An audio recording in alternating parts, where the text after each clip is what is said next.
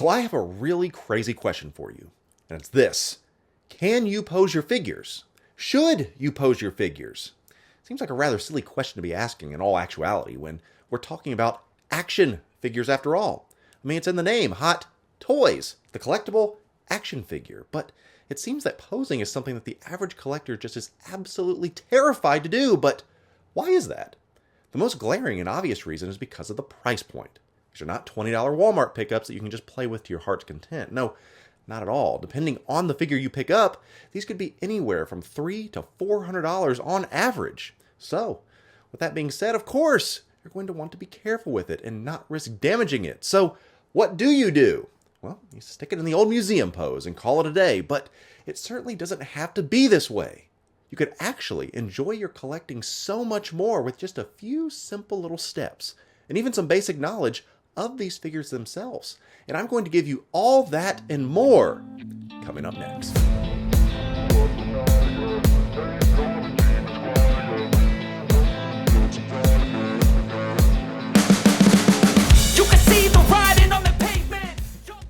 Well, hello everyone, and welcome back to the channel. Today, I'm hoping to breathe a little bit of life back into your collecting habits by literally breathing some life into your figures. That's right, today we're going to look at just how far you can pose figures so that you can actually start enjoying them. And before we get into this, of course, I need to preface it by saying, I want you to display your figures how you feel comfortable with. I'm not here to influence you to take risks that you're not comfortable with, but I am a man of leading by example, so I will show you what I do and what I won't do so that you know that we're in the same boat together. You know, outside of using my reward points to get a free figure, I have never been given a single figure for free ever. I've bought every single one of them with my hard-earned money, so I'm going to take a risk. You know that it's at my expense. And speaking of risks, one thing that is absolutely no risk at all is making sure you are subscribed to this channel. How about that segue? And while you're down there, go ahead and give me a presumptive like on this video and get ready to share your thoughts on whether or not you think that I'm crazy for actually doing more than a museum pose as we go through this video. I would certainly appreciate it. So, let's answer the two questions I asked at the very beginning of this video. Can you pose your figures? Yes, you can. Should you pose your figures? Well, hell yes, you should. In fact, I'm going to give you 3 ways to be a smart poser. But the real question you want to know is, I'm sure, how? Well, why don't we take a look at what Hot Toys itself actually tells us first. Taped to the box on every Hot Toys figure is this nifty instruction sheet from them that lets you know just how far you can actually push these figures without breaking them. Now, of course, this will vary from figure to figure because the materials on every figure are different. But looking at this Spider-Man figure, it lets you know that you can get a fairly decent range of motion. Anything beyond those recommendations, you are taking the risk at potentially damaging the figure. Now look, I get it. For a Spider-Man figure, you probably want more articulation, but this is what we have. But you may be sitting there and saying, yes, I know I can move it, but the fabric, the material, it's going to degrade over time.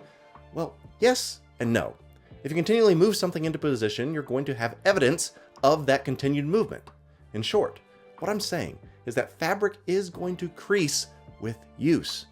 After all, that's why irons exist, isn't it? Because wrinkles show up in real fabric. That is just life. I actually find it humorous that we as collectors are so unwilling to accept natural creases and folds on fabric as if that doesn't happen to the actual screen use suits in these movies. And before I go any further, if that is just a major turnoff to you and a deal breaker, and perhaps 1/6 figures are not the best collecting option for you, and perhaps statues or something like that are more in line with your tastes. But in order to enjoy this hobby with any degree of consistency, there has to be a suspension of disbelief and an acceptance that things are just not going to last forever, as much as we want them to. Does that mean that you should never enjoy something because it doesn't last forever? I mean, Vision talked about that himself. But a thing isn't beautiful because it lasts. Do you never date people or make friends because you're afraid they will leave? That's a terrible way to live. Do you not buy a car because it will break down eventually, especially with how much they cost?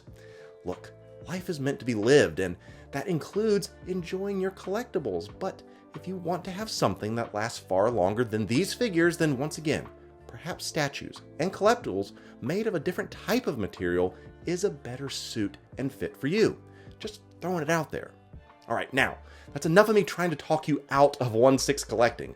If you're continuing on with me from here, you are now in it to win it. So here are the 3 ways to be a smart poser. The first important step in being a smart poser is to know your material and know its limitations. Now, I know this may sound crazy, but not all figures, as I said, are created equally. Our favorite figures range from pleather to die-cast to rubber to cloth and even some strange form of spandex. Maybe, I'm not for sure what it is. And of course, some naturally are going to be more posable than others. In order to keep your figure safe, you need to know what you have.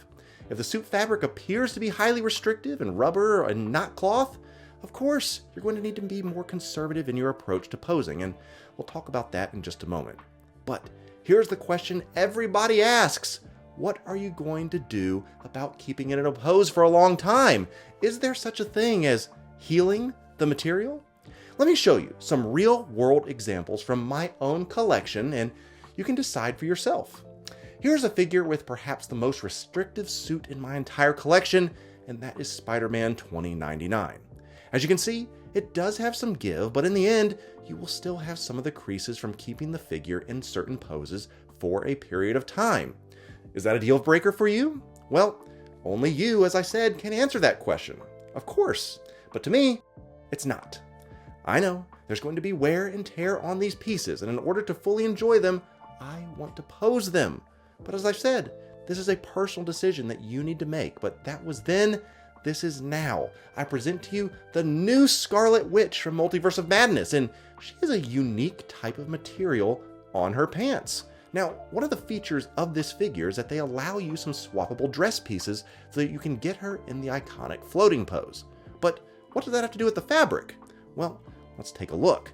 This is me taking the figure out of the dynamic pose and letting it rest, and you can see that the material does start to heal. Now, let me just say, this may be new material that Hot Toys is now using, and if so, that's a great thing for the future, but if you have an older figure that is made of pleather or rubber, you'll need to be a little bit more careful. As I shared before in my video about flaking, treating your figures with some type of protectant, I use 303, will increase the longevity of your figure overall. But if you're wanting to have a figure that you can actually pose without risk of damaging over time, I would highly recommend finding one that is fully cloth or this spandex-like material on Scarlet Spider. Let me stress the importance of being educated on the figures that you do buy. Know what they are, know what they're made of, and what you're getting into. But what do you do if your favorite figure and character is stuck in a restrictive type of suit or one that can easily be damaged? Well, for that, I present to you my second smart way to pose, and that is this, that small movements can yield big results. Meaning, you don't have to have everything in a crazy dynamic pose. In fact, some of the best poses are the simplest ones. You would be amazed at just how the tilt of a head or the rotation of a shoulder or the raising of arms can truly bring a figure to life.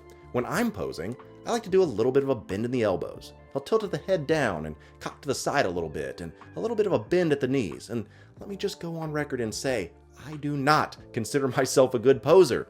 There are far better channels out there that can explain to you step by step the best way to do that. But I'm happy with some of the effects that I've created.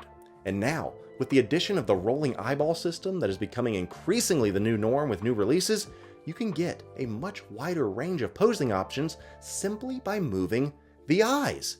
For villains, I like to do what is known as the Kubrick glare, made famous from Jack Nicholson's performance in The Shining. For heroes, I like to have them looking off to the side as if looking for their next adventure or battle to wage. But regardless of whatever position you choose or whatever pose that you pick for your figures, the third and final smart way to pose is actually the most important, and that is this. Mirror real life for realism. These figures are known for their incredible detail and lifelikeness, but can be immediately made to look just like toys if they are posed like Walmart clearance items. Now, I'm not knocking anybody out there that may not be the best poser because, as I said, I'm not the best poser myself. But one tip I have learned is that if I am struggling with a pose, use some source material to base it off of. If your favorite character is Batman, go find an image of him from the film and try to duplicate it. Just recently, I got in this Daredevil figure, and I actually liked the pose that was on the box, so I went ahead and duplicated that myself.